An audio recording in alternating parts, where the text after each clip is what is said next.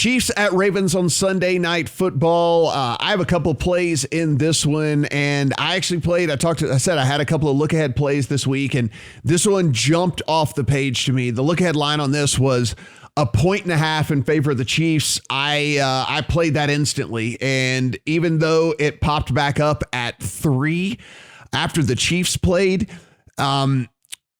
it was before the Ravens played because the Ravens didn't play on Monday night. And so even when the 3 popped back up and I was able to get a higher limit, I played the Chiefs at 3 yet again. That Ravens team, I think they have serious problems on the offensive line. Guys, they lost one of the starting offensive linemen as it was anyway on an offensive line in which Lamar Jackson got pressured 54% of his dropbacks in that game against the Raiders. It is absolutely absurd. He was running for his life.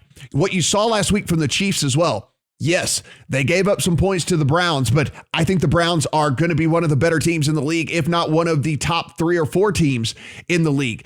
Also on the defensive side of the ball, they're without Tyrann Mathieu. They're without Frank Clark. They're going to get Mathieu back for sure. Frank Clark looks like he probably could be a go for them as well. That's 2 starters for this Chiefs defense that were not out there and playing last week.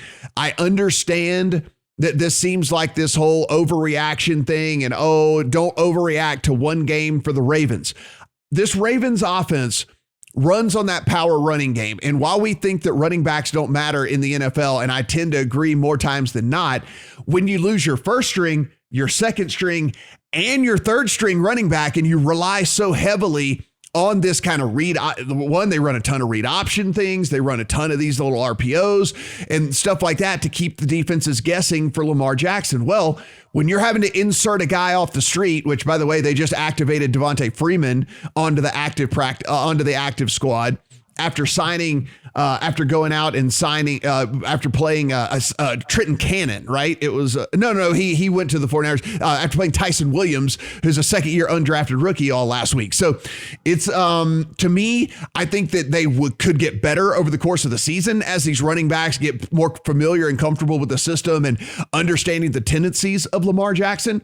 But I don't think that's something you can literally just flip a switch on and say like, oh, okay, just step right in. And then this complex kind of running scheme that we do where Lamar Jackson's either going to give it to you or he's going to keep it or he's whatever, or he's going to pull it out and throw all these different things. I think you can't just really change overnight. So for me, all over the Chiefs in this one, I feel great about having this Chiefs ticket. The look ahead line, even though you can't get a ton down on a look ahead line at 1.5, having the Chiefs at 1.5 in my account right now, Brad, it might be my favorite bet of 2021. This might be like this, having this ticket in my account might be my favorite bet. I mean, this Ravens team's coming in beat up. I think this offensive line has some serious concerns. And Lamar Jackson, at the end of the day, I understand he was under pressure a lot, but he's still just an inaccurate passer. He still is just not an accurate passer when it all comes down to it. And so I think the Chiefs could end up just smashing this game. What say you?